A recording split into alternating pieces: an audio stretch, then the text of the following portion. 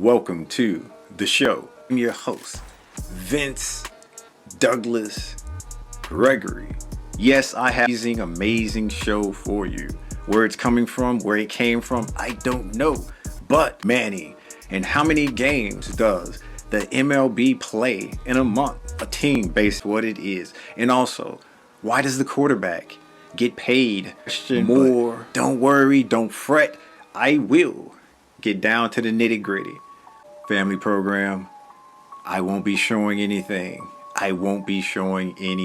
All-time favorite, because I don't know why or how this keeps coming up, but it always seems to.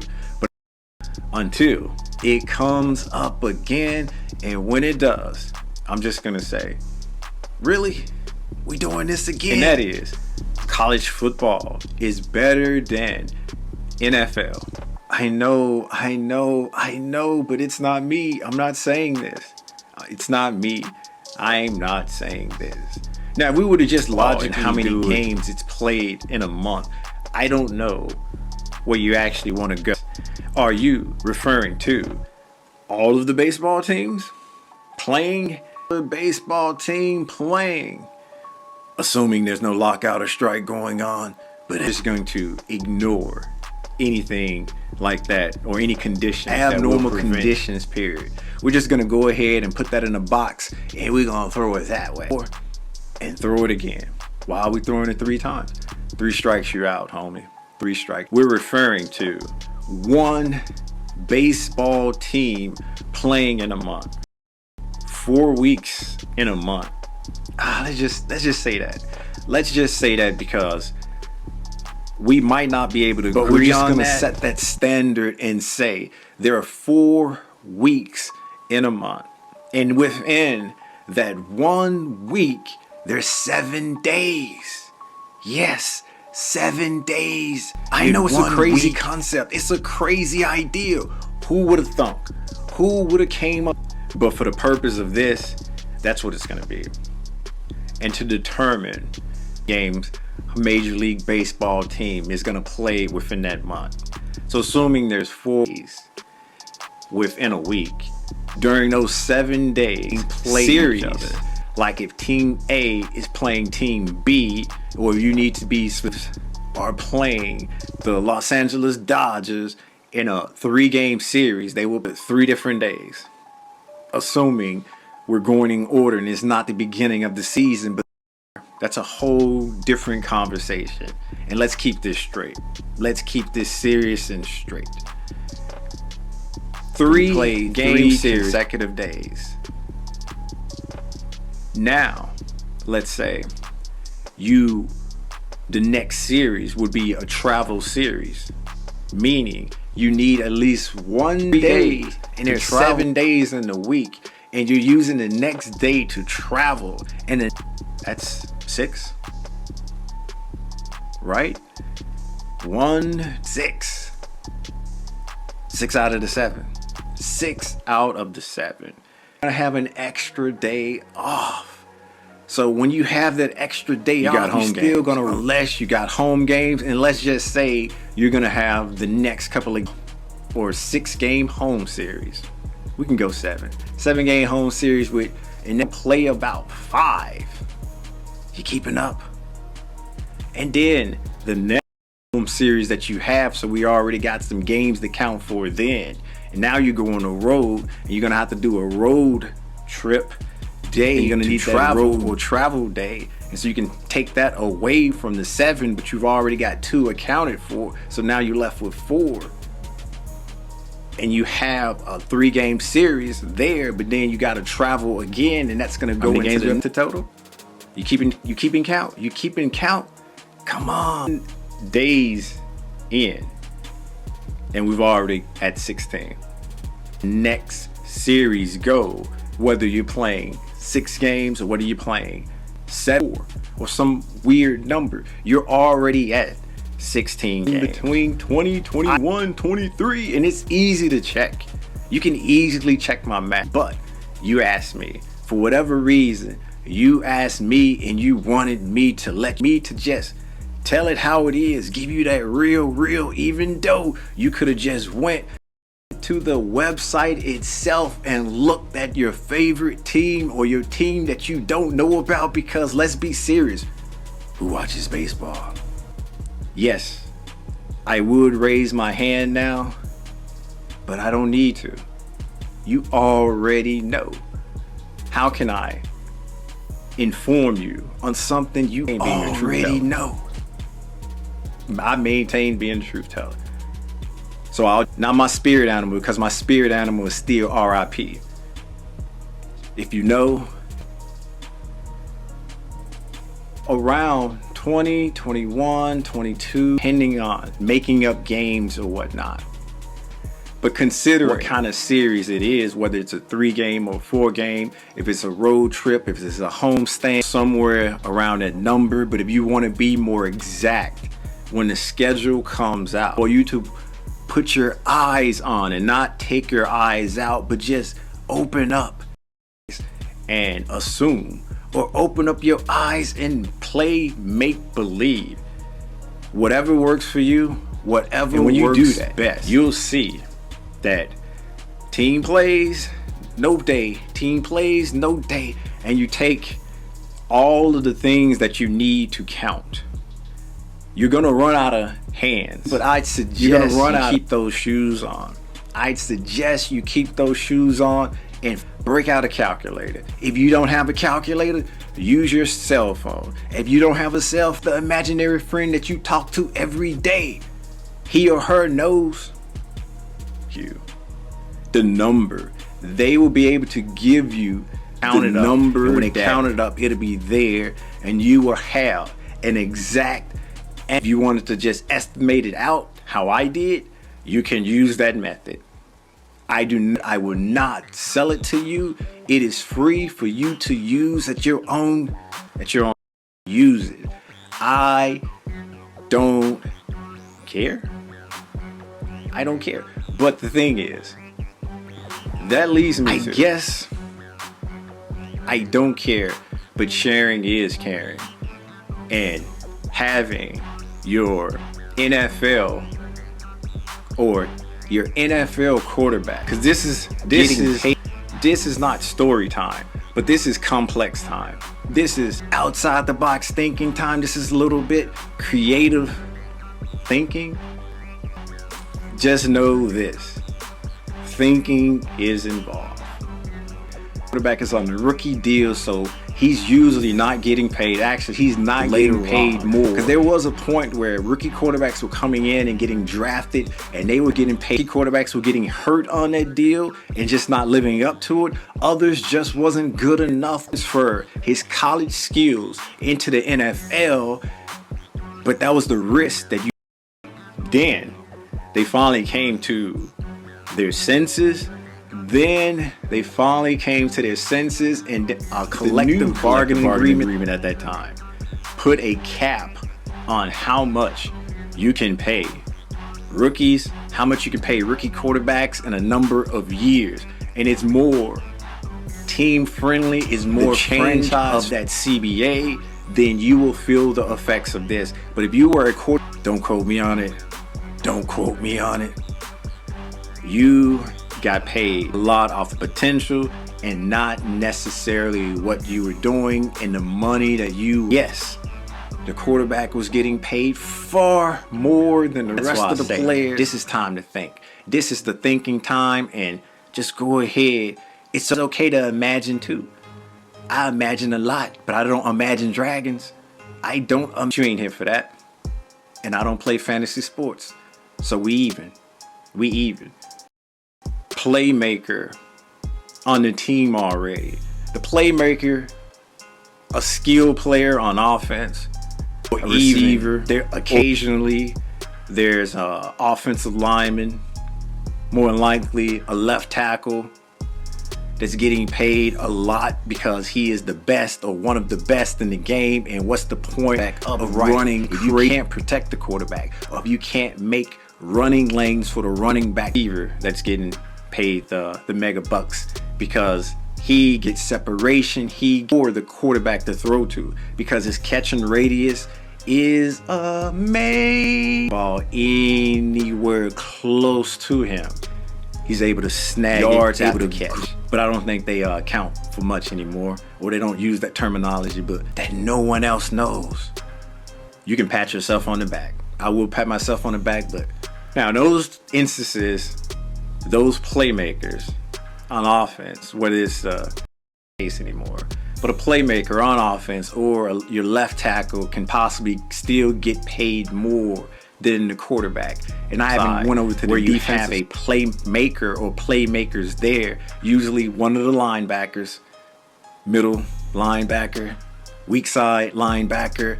Then you have a defensive end who gets sacks and can a safety, a ball hawk safety that makes plays. So more than a quarterback. But these are quarterbacks, or this is for an instant where serviceable, past mediocre, but good, probably teetering on great, best of the best. He's the highest paid. He wins. He is the high. Sure, you need a defense to stop the other team. I get that. Sure, you're gonna need a running game to balance or to at least keep the defense honest. He allows the team to overcome mistakes because to go through the entire game without making mistakes. But having this great quarterback on your team, he's able to bounce back, allow the team to overcome mistakes and win the game still. Or in the last few seconds, when the team needs a touchdown, when the team needs a drive, when the team needs, basically, the team don't win in spite of him. They lose because of him. It happens, but more often than not, he is the reason that the team here on the team, that the defensive coordinator on the other team is having late night, create a game plan to stop him. He is. They know they can't stop and take away everything, so they pick what they want to take away. If they keep doing the same thing, this great quarterback is smart enough to get burned, and you would get beat. To have a player on a touch and do all of those things, being able to do all those things, making the game, making situations easier, for having the ability to bring the team back, keeping that mindset that it doesn't matter, just give us the ball or give us an opportunity, we can win because of him. And that creates confidence. This vibe, that creates not fake confidence, not being confidence that we can do whatever. We got him. We can do it. The ability to make another team, the team you pick, you choose, game plan around you. Game plan. They're able to understand that they don't have this available, playing that cat and mouse game throughout the entire game. That's why a National Football League quarterback gets paid. Weight they have on their shoulder, the importance of that position, what that position leads to. They touch on the ball every single down, assuming they aren't doing any trick plays, or the quarterback isn't playing receiver, or the quarterback isn't hurt. He touches the play. He calls coach on the field. Where have you heard that before? Where have you heard that? NBA, National Basketball League. Yes, they're called point guards, point forwards. You know where to go. And that's why that they are paid so much, supposed to do. And that's the great ones. And when you start bringing it down, and the reason in spite of them sometimes, or you know that you can win, you can't get away with making certain mistakes, or the turnovers, and you lose the turnover battle. But some quarterbacks are so great in their losing the turnover battle. It's rare. It's very, very rare, but it has happened before. It has happened. Phases, and that's when the football comes into play. That's when the different phases of the football come into play. In football, different phases coming into play. I know I have to get to. I haven't professional football, college football better than national. I get it. You enjoy seeing cupcake teams that are stacked, just destroying teams that have no chance. It's really not fighting a fair fight. Some colleges they can beat one, but they're ran like one. They get professional players or that league, and we'll be getting a spot. And there's only so many spots available in the National Football League. The college team doesn't have the majority of the players. You do the math. You think about it. If those teams off because they went out and partied too hard at the local tavern or some version of that, you got these powerhouses, and there's a few.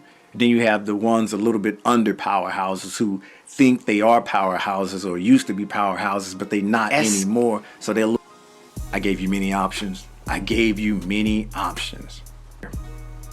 Sorta, they're upsets, but not really. And the upset, quote me on that. How can they be? Teams. One team is outmanned, outgunned. The other team is just doing it for professional football players. Don't do it for the love of the game. Really? That they put in isn't for the love. They do that for the money because it's work, it's a job. That job, and to do that work, I would not. If yours do, fine. I'm not judging, but I'm just saying there's a different perspective here. Just saying. So that argument I can't buy, that the college players do it for the love, and then there's a larger picture of the college players where they're doing this for free. That part I can't get by. I know, yeah, call me names, blah blah blah, but I've been saying this and I've been consistent with it. It's one of them. An even playing field where the level of the players were the same in college open are completely different things. You have wide receivers. NFL, it's a tight coverage. Where in college it gets bigger. That competition. The competition varies. The competition isn't the same. One team can get multiple first, second round blue chips, players that are coming out of their high school and deemed the best of the best. And I know that every player coming out, expectations really don't meet expectations, but the talent is there. Them not beating expectations for one reason or another is a different argument. You can't have it both ways. So they're having the blue chips or the players that are just getting by, that are just on with their game and they're just trying to figure it out, or there's a weight issue, meaning they don't weigh enough, or are full of those with maybe a blue chip here or there, or the competition balance isn't there. Lose. NFL, any given Saturday, yeah, I get it, but for different reasons. And I'm gonna convince you anyway. If you don't understand or see the nuance, it's okay. NFL open, college open, completely different. It's bad. You got on regular teams, their linemen are okay, not really fast. The linemen are just as fast, some of them, as the quarterback, or just as fast as some of the skilled players. You have the best of the best of the best of the best of the best good on in the NFL. Doesn't mean that he can't run your college plays. There's only a few spots, and if you aren't up to snuff, and if you aren't meeting it, college, you kind of get to be there. You kind of get the fun and enjoy the ride. It can't be fun ride. There are upsets sometimes. You're not motivated enough, because who likes to keep beating up on a little guy? Who likes to keep getting? At some point, you'd be like, they're not fighting back. I guess we're we're done. We're done with that for now. We're done with that for now. So I don't know. I can't get in their mind. I can't mind read just yet. It's definitely a skill set that I've been working on. It's definitely a skill set that I've been working on. But for the most part, saying college football is better that is, I'm gonna make you wait for it again. That is an agenda. I said it. It's weights fighting against each other. Two of the heavyweights, the blue chip amongst them, the players that I spoke of that would be going to the NFL playing, but they're not NFL teams. They're just college teams with college players, with the majority of their players. Then we have good football. Then we have better football. Then it's no longer the College Open. The College Open is somewhat the NFL Open. The linebackers, some of the linemen can run just as fast as the skilled player. The skill sets of both teams are closer. And the skill sets of both teams are amazingly, outstandingly, I will give it to you, better. If that's the case and all those criteria are met, if that's the case, give me some of that. That college football it's good. And they're playing mediocre to bad teams and they're scoring. Is it a points thing? Points. Is it a points thing? Feel good? More points equal. Wow, that game was amazing. Really? That quarterback threw to a wide open receiver and he ran for about 80 yards. He took the ball and he took it to the house, 70-yard run. Whoa. Where's the defense? Where's the coverage? Kickoff coverage. Linebackers filling their gaps. Where are the concepts? Where is the fundamentals being placed on the field? The fundamentals within the game, being able to take away a quarterback's strength. What about the thing to those of us who think a little bit and not just going out every time there's a score? Yeah, oh yeah, oh yeah, oh. Or a team gets up big and they stop doing what they do to get up big, and the other team scores and scores and scores down by 30. How is that good? It does. And when it happens, that team, stuff hits the fan when it happens in the NFL. But when it happens in college, it's like, oh, it's just a regular college game. Oh, the atmosphere. Oh, that was the best thing. Yeah, but did you see the game? Did you watch the game? Scoring a lot of points doesn't make it a good game. Make it a good game. Blowing the lead. Well, don't let me speak for you. Don't let me make it a good game. But I get it. I understand. I think I can put my that some people feel that college football is better than professional rules. That's what it is. I figured it out.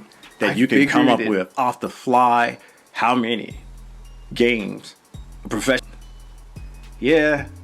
Or do you understand the concepts paid more than some of their team?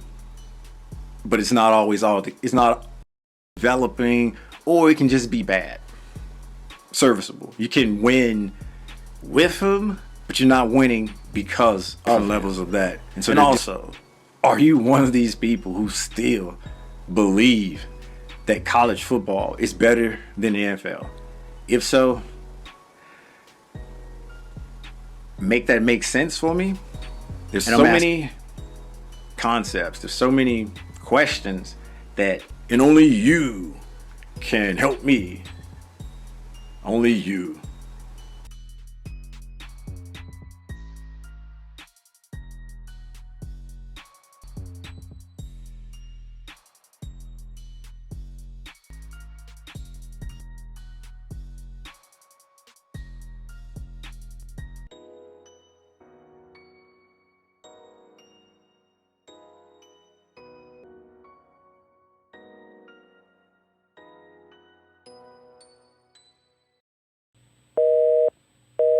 Sorry, the number you have dialed is not in service at this time.